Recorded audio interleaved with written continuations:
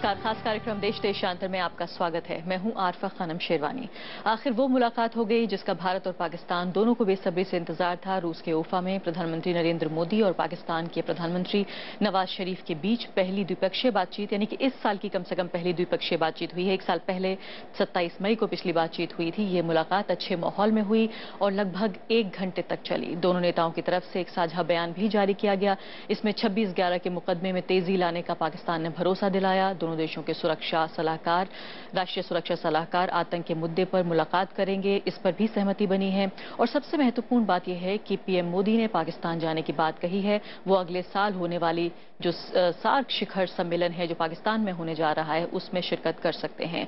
आखिर इस मुलाकात के क्या मायने हैं, यहां से रास्ता आगे कहां जाता है, आतंक पे कितनी कार्रवाई हो सकती है, और 1 महीने के पूरे उतार चढ़ाव, 1 साल के पूरे उतार चढ़ाव के बाद आखिर जिस तरह से हमने देखा है भारत और पाकिस्तान के रिश्ते अब क्या बेहतरी की तरफ आगे बढ़ रहे हैं। अपने मेहमानों के जरिए हम ये समझने की कोशिश करेंगे। मेरे साथ वरिष्ठ पत्रकार और हार्ड न्यूज के एडिटर संजय कपूर स्टूडियो में मौजूद हैं। डॉक्टर श्रीराम चौलिया हैं जो कि प्रोफेसर हैं, डीन हैं Jindal school of international affairs के। कॉमोडोर सी उदय भास्कर भी मेरे साथ मौजूद हैं जो कि डायरेक्टर हैं सोसाइटी फॉर पॉलिसी स्टडीज, और साथ ही पूर्व राजदूत राजीव डोगरा जी भी मौजूद हैं जो कि पाकिस्तान को बहुत बेहतरीन तरीके से समझते हैं। उफा से सीधे हमारे संवाददाता अखिलेश सुमन भी हमारे साथ जुड़ जाएंगे। सबसे पहले राजीव डोगरा जी, अगर आपके साथ मैं शुरुआत कर सकूं तो पिछले 1 साल के अंदर जिस तरह का उतार चढ़ाव हमने देखा है, खासकर जिसे अंग्रेजी में कहते हैं कि जो लोएस्ट पोजीशन पे हम पहुंचे, बिल्कुल निचले स्तर पर वो जब था कि जब कुछ ही घंटे पहले जो विदेश सचिव स्तर की बातचीत थी उसको खत्म कर दिया गया। उसके बाद से अब यहां बातचीत का शुरू होना, क्या आखिर ऐसा हुआ इस बीच जिससे बातचीत शुरू होने की तरफ गई?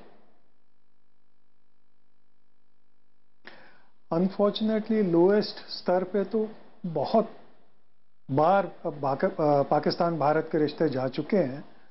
कारगिल के टाइम, बाबरी मस्जिद, और उसके बाद के जो महीने 93 के बम्बई ब्लास्ट के 26/11, और उससे पहले 65, 71, 47, 48, तो मतलब अनगिनत चैप्टर हैं हमारी हिस्ट्री के, बायलैटरल हिस्ट्री के, जहां लोज ज़्यादा हैं और हाईज शायद कम हैं।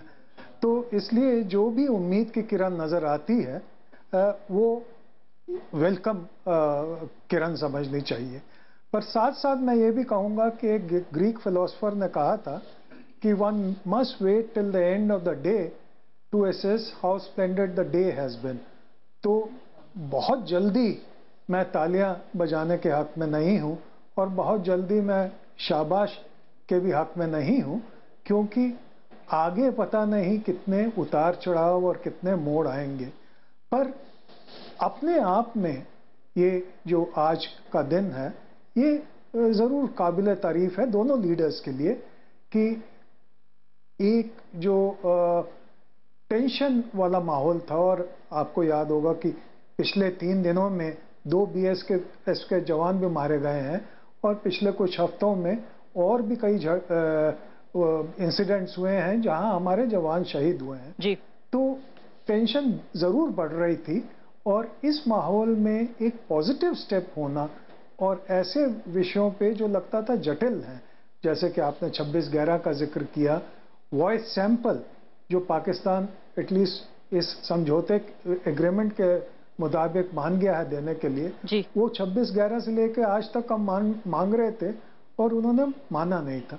उसके अलावा जो नेशनल सिक्योरिटी एडवाइजर्स, DGMO और DG BSF की मीटिंग्स जो हैं, ये भी इन ए वे एक इंस्ट्रूमेंट है जो टेंशन कम कर सकती हैं। बिल्कुल। सो मतलब एक कड़ी बना दी गई है।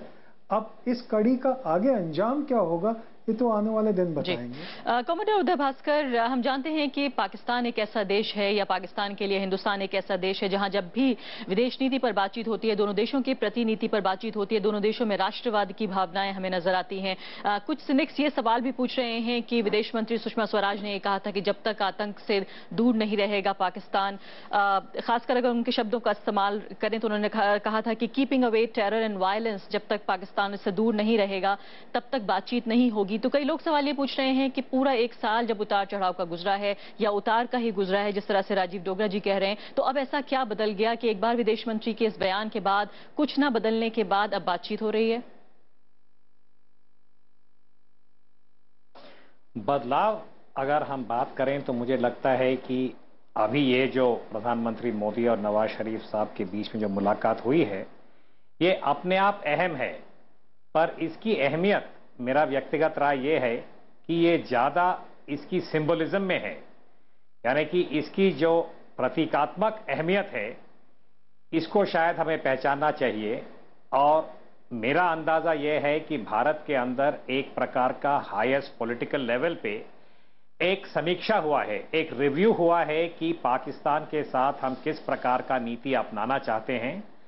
और शायद मोदी साहब ने जिस प्रकार से उन्होंने कई प्रकार के कूटनीतिक पहल किया है कि एक प्रकार का रीसेट भी हुआ है, क्योंकि एक विश्लेषक के दृष्टिकोण से मैं कहूंगा कि पाकिस्तान के लिए हमने जो बेंचमार्क्स बनाया था, जैसे सुषमा स्वराज मैडम ने कहा था कि जब तक टेररिज्म और वायलेंस से पाकिस्तान नहीं हटेगा तो हम आगे नहीं बढ़ पाएंगे, या मुंबई का जो हादसा हुआ था ये भी एक रेड लाइन था कि जब तक उसके ऊपर कोई कार्रवाई नहीं होगा भारत दोबारा कॉम्पोजिट डायलॉग को रिज्यूम करने के लिए तैयार नहीं था।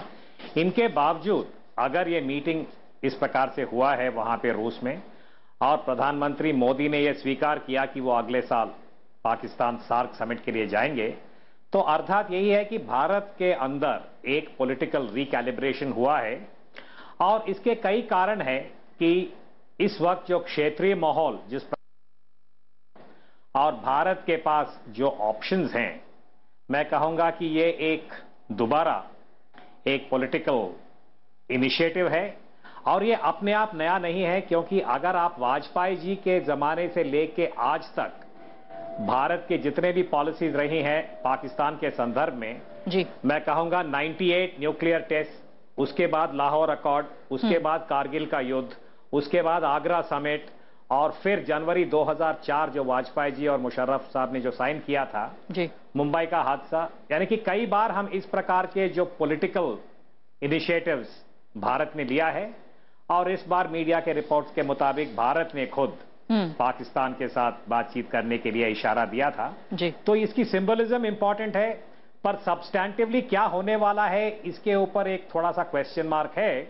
और मैं राजीव डोगरा जी के साथ सहमत हूं कि शायद हमको जल्दबाजी नहीं करना चाहिए कि इससे कोई बहुत बड़ा परिवर्तन होगा, क्योंकि पाकिस्तान ने ऐसा कोई इशारा नहीं दिया, चाहे लखवी के केस में हो या दहशतगर्दी के बारे में। तो इसलिए मैं कहूंगा कि इस वक्त हमें रुकना चाहिए। यानी कि आप ये कह रहे हैं कि दिन के अंत तक इंतजार हमें करना चाहिए, दिन के आखिर तक कि आखिर किस तरह से दिन गुजरता है, तभी उस पर कोई आंकलन दे पाएंगे। अखिलेश सुमन उफा से हमारे साथ मौजूद हैं, फिर मैं दोनों मेहमानों की तरफ यहाँ आऊंगी, स्टूडियो में मौजूद हैं। अखिलेश सुमन जी, ये बताइए फिलहाल कि पाकिस्तान के जो फॉरेन सेक्रेटरी हैं उनका बयान है कि हम दोनों देश इस पर सहमत हो गए हैं कि ये हमारी कलेक्टिव रिस्पॉन्सिबिलिटी है कि पूरे इलाके में, पूरे क्षेत्र में पीस और डेवलपमेंट, विकास और शांति बरकरार रखें, ये भारत और पाकिस्तान दोनों की जिम्मेदारी है। इस स्टेज तक, मकाम तक कैसे पहुंचे दोनों देश? क्या इसको लेकर एक माहौल बनता हुआ आप देख रहे थे, या फिर उदय भास्कर जी कह रहे हैं कि एक समीक्षा हुई है आखिर कि भारत की क्या नीति होनी चाहिए पाकिस्तान को लेकर?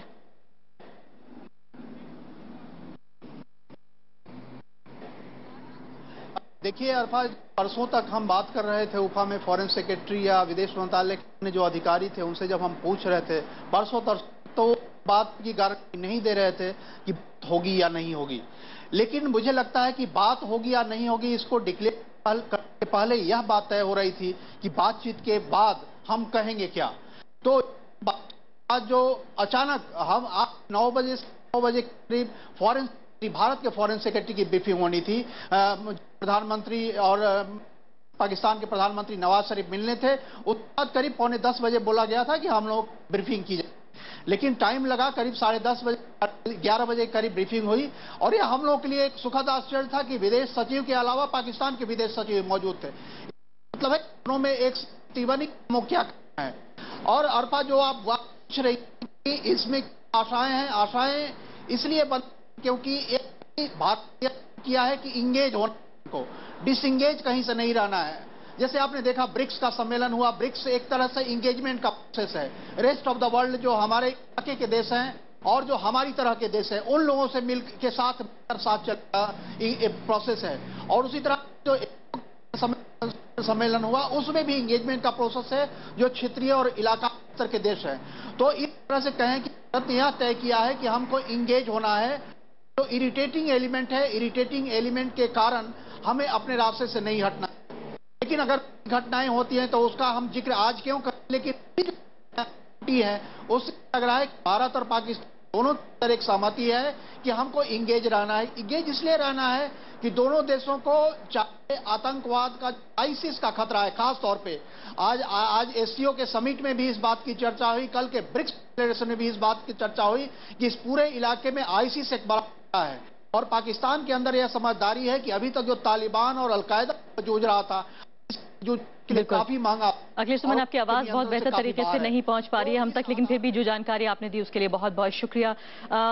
संजय कपूर जी, ये बताइए कि कई मुद्दे यहाँ पर उठ रहे हैं, कई सवाल ये उठ रहे हैं, चर्चा इस बात पर भी हो रही है कि जॉइंट स्टेटमेंट में यहाँ तक कहा गया कि आतंकवाद के नाम के शब्द को जो है पूरे दक्षिण एशिया से हम मिटा देना चाहते हैं। ये इरादे बहुत अच्छे हैं, वादे भी बहुत अच्छे हैं, लेकिन क्या आप इस बात से सहमत होंगे कि अभी आप इंतजार करना चाहेंगे कि देखते हैं आगे क्या बात होगी? क्योंकि एक बहुत महत्वपूर्ण बात यह है कि बात यहाँ तक हुई है, एजाज अहमद चौधरी ने यह कहा कि ऑल आउटस्टैंडिंग इश्यूज, तमाम मुद्दों पर बातचीत होगी, लेकिन इसमें के शब्द का इस्तेमाल नहीं हुआ है।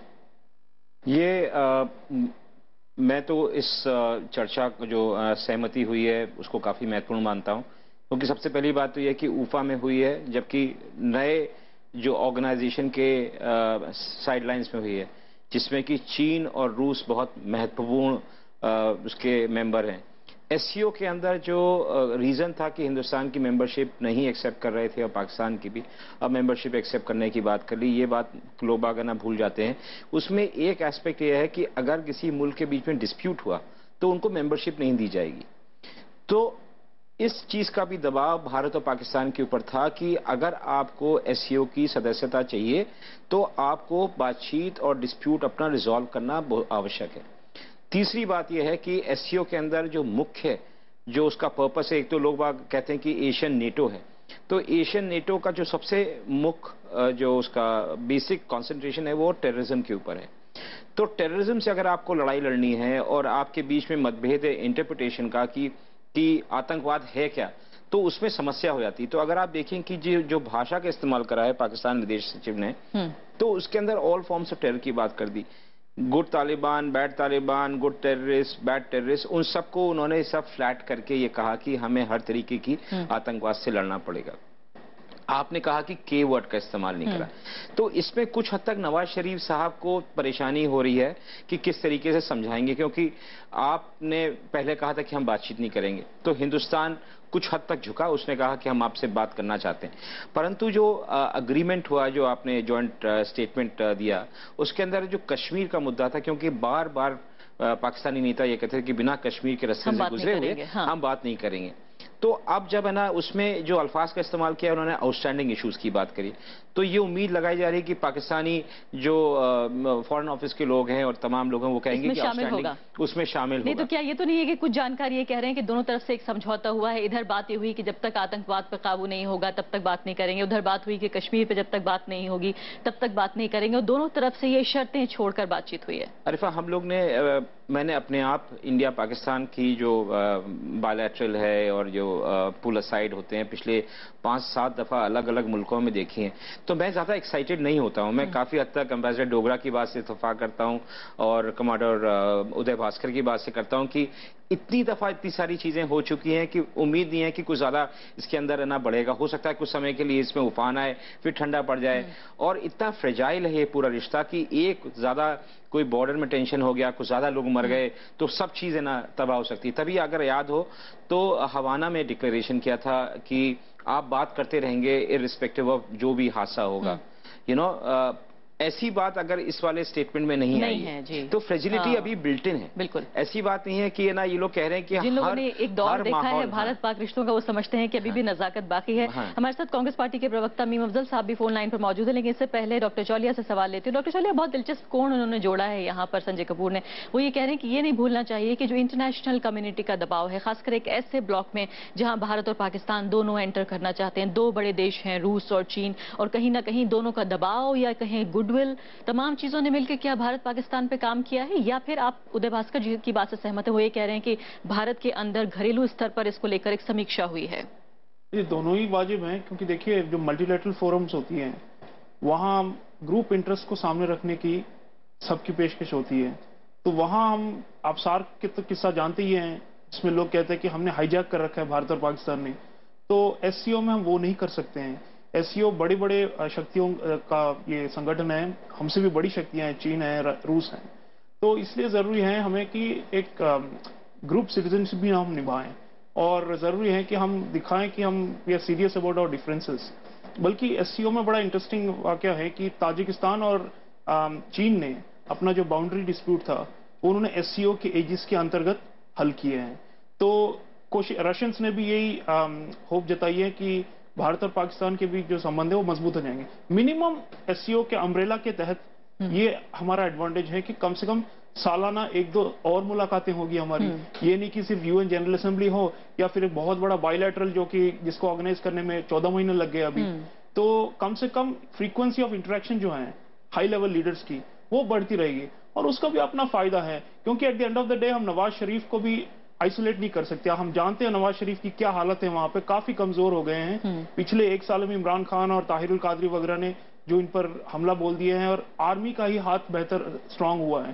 तो एक तरह से जब मैं समझता हूँ मोदी जी जब नवाज शरीफ के साथ जोरदार जब शेक हैंड करते हैं, जैसे आज हमने देखा उफा में, तो उसका एक सिंबॉलिक मैसेज ये भी है कि हम चाहते हैं कि जो एंटी इंडिया फोर्सेस ना हैं, हम सब उनको शोरअप करना है, हमें उन्हें बढ़ावा देना होगा। वरना यही स्ट्रेटजी है, क्योंकि अगर पाकिस्तान को एक मोनो ऑटोनोमस स्टेट की तरह नहीं देखा जा सकता, उसके अलग अलग सेक्शन है, सिविल मिलिट्री बैलेंस है। इस सब का मेरे ख्याल से मोदी जी का स्ट्रेटजी के अंदर है कि किसी न किसी तरह जो प्रो पीस जो एलिमेंट्स हैं उनके साथ हम हाथ मिलाएंगे और आगे बढ़ने की कोशिश करेंगे। आप अच्छी बात कह रहे हैं कि शायद एक देश जो है वो सिर्फ सरकार ही उसका प्रतिनिधित्व नहीं करती, बल्कि ये तमाम जो एलिमेंट्स हैं, तमाम जो ग्रुप्स हैं, ये सब भी प्रतिनिधित्व करते हैं। मीम अफजल साहब, ये बताइए फिलहाल की ये बातचीत शुरू हो गई है और जाहिर है बड़े अच्छे माहौल में बातचीत हो रही है, काफी वादे इरादे भी देखे गए हैं। कांग्रेस पार्टी किस तरह से देख रही है भारत पाकिस्तान की इस बातचीत को?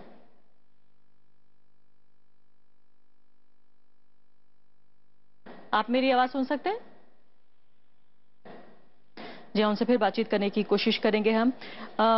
फिलहाल राजीव डोगरा जी का रुख करना चाहूंगी मैं। राजीव डोगरा जी, ये बताइए कि अब सवाल ये उठ रहा है कि कहीं ना कहीं लखवी के मुद्दे पर चीन से भी भारत की बातचीत हुई है, फिर वो एक बात पर लगातार बात हो रही है। हम जानते हैं भारत के लिए काफी जज्बाती मुद्दा है, यहाँ दर्जनों लोगों की जानें गई, भारत की एक तरह से संप्रभुता पे हमला हुआ, 26/11 का हमला, इसको बहुत आसानी से नहीं लिया जा सकता। लेकिन इस सबके बावजूद जिस तरह बातचीत आगे बढ़ी है, इसका वेलकम तो किया जा रहा है, लेकिन बात ये हो रही है कि अगर बातचीत होगी तो शायद सबूत भी लेन देन में आसानी हो। अब यहाँ पर चर्चा इस बात पर है कि जो वॉइस सैंपल्स हैं वो पहली बार जो हैं वो एक्सचेंज किए जाएंगे भारत के जरिए पाकिस्तान को। तो क्या आपको लगता है कि बातचीत के जरिए ही, अगर आतंक पे भी हमें जवाब चाहिए, कार्रवाई चाहिए, तब भी बातचीत करनी पड़ेगी?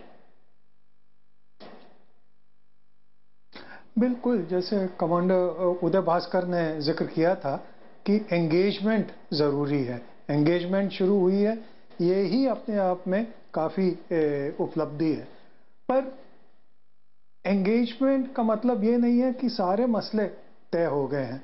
जैसे चीन का आपने जिक्र किया, तो चीन ने बड़ा पॉइंटेड एक जवाब दिया है ये मीटिंग से पहले, और उसमें वो कहा है कि हम वो ऑब्जेक्टिव फैक्ट्स के ऊपर जाकर ये सोचते हैं कि लखवी के ऊपर जो हमने स्टैंड लिया है यूएन सिक्योरिटी काउंसिल में, सैंक्शंस कमेटी में, वो ठीक है।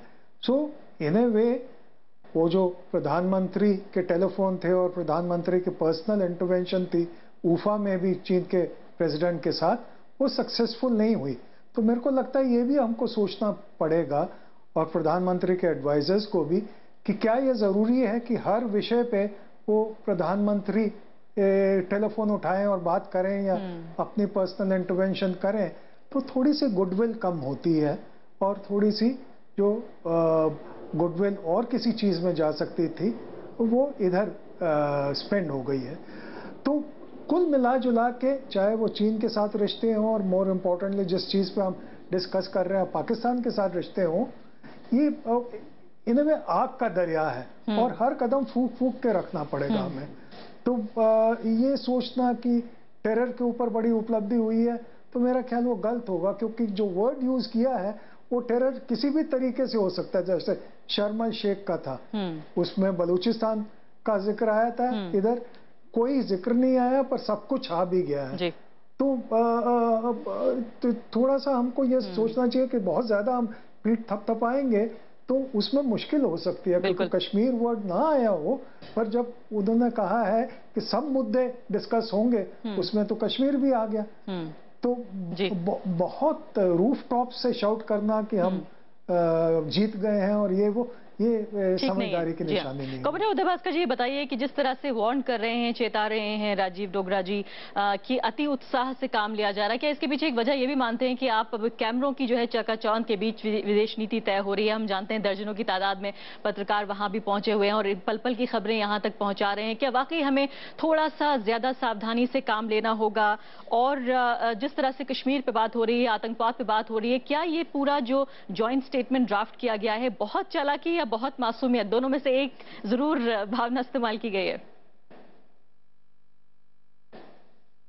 नहीं, मैं चालाकी नहीं कहूंगा, पर जिस शब्दकोश का अभी प्रयोग किया गया है, मैं कहूंगा दोनों जो देश हैं, भारत और पाकिस्तान, अपने अपने अनुभव के आधारे, आपको जैसे अभी याद किया गया है कि शर्म एल शेख में जिस प्रकार से लैंग्वेज इस्तेमाल किया गया था, उससे भारत के अंदर एक बहुत बड़ा कंट्रोवर्सी पैदा हुआ था।